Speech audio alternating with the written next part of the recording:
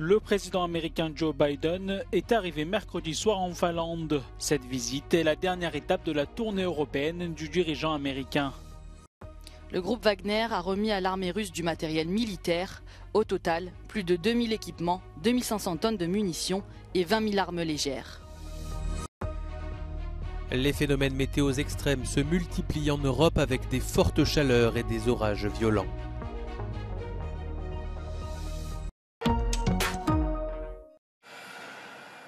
Le président américain Joe Biden est arrivé mercredi soir en Finlande, dernier pays à avoir rejoint l'OTAN. Cette visite est la dernière étape de la tournée européenne du dirigeant américain après un passage à Londres et le sommet de l'OTAN à Vilnius, largement consacré à la guerre en Ukraine.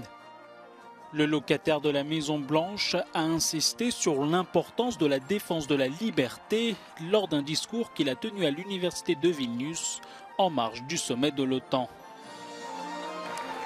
We must never forget how much this matters and never, never give up on a better tomorrow.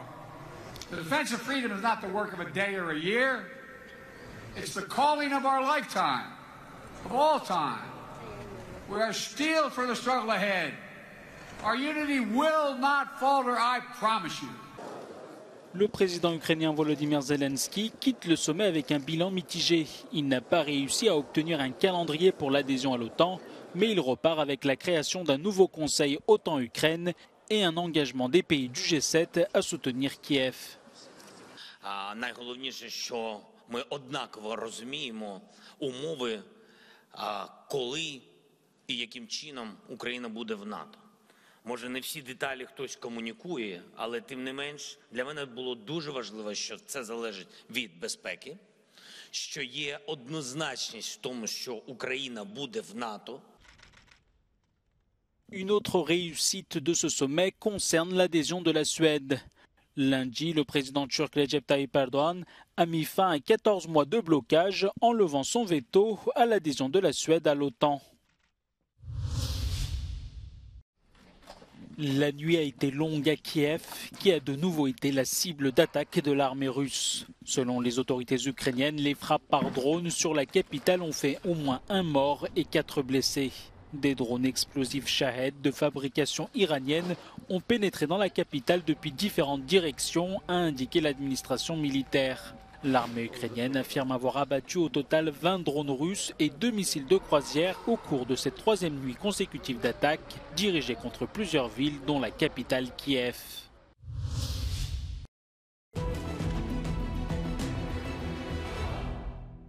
Russian forces conducted a series of drone strikes across Ukraine for 2 nights in a row, likely in a demonstrative response to the 2023 NATO summit in Vilnius and to threaten the Black Sea grain deal. Meanwhile, Ukrainian forces continue the counteroffensive operations on at least 3 sectors of the front, which is here, and in this area, and made gains in some of these areas. Now, this time, let's take a closer look at the south of Ukraine. The Ukrainian General Staff reported that Ukrainian forces continued offensive operations in western Zaporizhzhia area. It's this part of the region. The Institute for the Study of War says geolocated footage published shows Ukrainian advances northeast of Robotyno. Robotyno is right here, about 15 kilometers south of Orikhiv. Now, Kremlin-affiliated mill bloggers claimed that Ukrainian forces were able to advance in the Robotyno vicinity because they attacked a frontline area where Russian forces had the least number of Russian mines and fewer fortifications. Now, let's go a little bit towards east and to the administrative border between the regions of Zaporizhzhia and Donetsk in this area.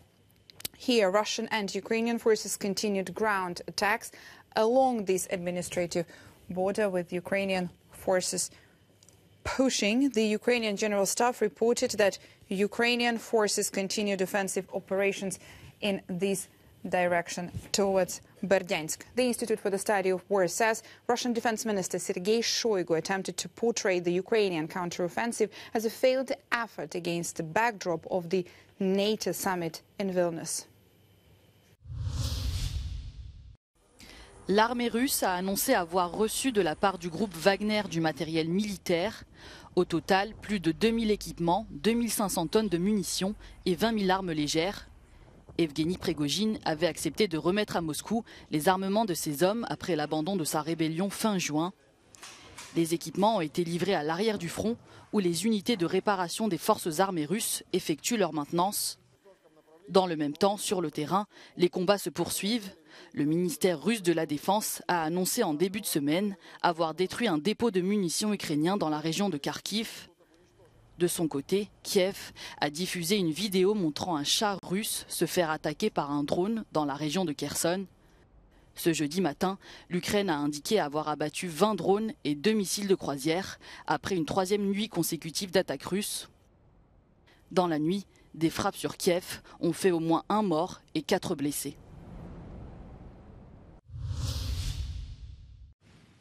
L'Europe fait face à de nouveaux épisodes météorologiques extrêmes avec des orages qui succèdent aux fortes chaleurs. Le nord de l'Italie a été frappé ce mercredi par de fortes pluies et des vents violents. Conséquence, de nombreux arbres n'ont pas résisté, endommageant notamment des véhicules dans leur chute. Plusieurs personnes ont été blessées dans la région. L'est de la France a également été touché par le même phénomène, avec des pluies torrentielles à Dijon, Strasbourg et d'autres villes. Si les pluies ont soulagé certaines régions, une grande partie du continent fait face à une vague de chaleur constante, comme ici, en Roumanie. En Espagne, où le mercure a parfois dépassé les 40 degrés, les gens se rendent sur les plages la nuit, à la recherche d'un peu de fraîcheur. Les effets à long terme de ces réchauffements à répétition sont évidents dans les Alpes. Des scientifiques suisses affirment que les glaciers fondent de plus en plus rapidement. But nowadays, almost every year is an extreme year where we see a lot of melting. And the top of this was reached in the summer of 22, when Swiss glaciers lost about 6% of their total volume. So this was an absolute record that we didn't thought it would be possible. Les hivers plus doux et la diminution des chutes de neige chaque année ont des conséquences sur les sommets suisses et dans les autres pays alpins.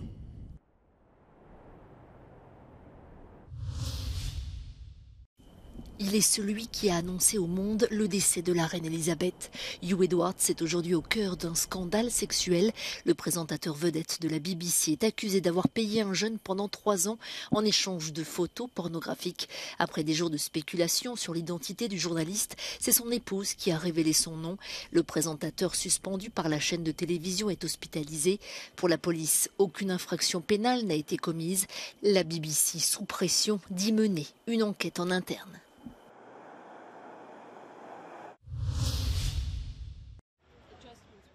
En France, les festivités du 14 juillet ont été placées sous très haute surveillance au regard des violentes émeutes survenues fin juin.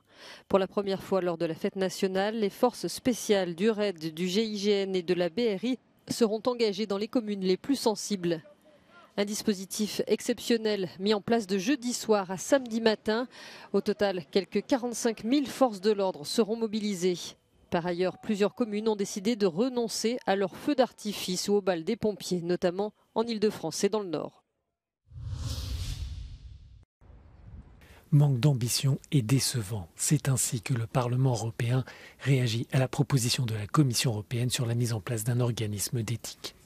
Présentée en juin, cette idée a pris de l'ampleur après les révélations en décembre du scandale de corruption au Parlement européen qui a terni l'image de l'ensemble des institutions de l'Union. Cette affaire a aussi révélé les failles des règles internes. Dans une résolution adoptée mercredi, les eurodéputés soulignent que cet organisme ne sera pas suffisamment indépendant et qu'il ne disposera pas de pouvoir d'enquête et de sanctions. Corruption is not an issue of morality. It's not an ethical issue. It's a matter of survival for our democratic institutions in very turbulent times. Corrupt institutions are weak. If people are to trust in democracy, they must have public trust in democratic institutions. La proposition de la Commission divise le Parlement. Les formations à droite de l'hémicycle s'abstiennent de critiquer le projet, mais les groupes de gauche et le centre réclament un pouvoir d'enquête et de sanctions renforcé, ainsi qu'une meilleure protection pour les lanceurs d'alerte et des règles de transparence plus strictes pour les ONG. Declaration of assets, transparency of who we meet, who pays when we travel, sanctioning non-ethical behaviors, things that should already have been in place for quite some time, but were left to the goodwill of a vast majority of good people. But goodwill and good people is not enough when there is mistrust in our institutions. Les eurodéputés demandent depuis 2021 des règles d'éthique plus strictes, bien avant le scandale qui a secoué leur institution. La présidente du Parlement, Roberta Metsola, mènera les négociations avec la Commission et les États membres.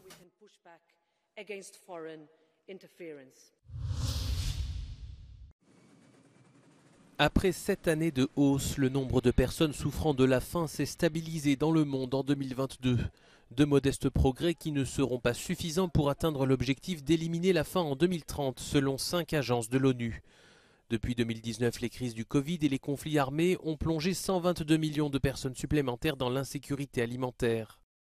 Selon le rapport des agences onusiennes, environ 735 millions de personnes ont souffert d'une sous-alimentation chronique l'an dernier, soit près de 9,2% de la population mondiale. C'est en Asie et en Afrique que les populations sont les plus touchées, et si les progrès ne s'accélèrent pas, près de 600 millions de personnes pourraient encore être sous-alimentées en 2030, principalement en Afrique. Les principaux facteurs d'insécurité alimentaire sont les conflits, les chocs économiques et les catastrophes climatiques. Autre problème, celui de l'alimentation saine.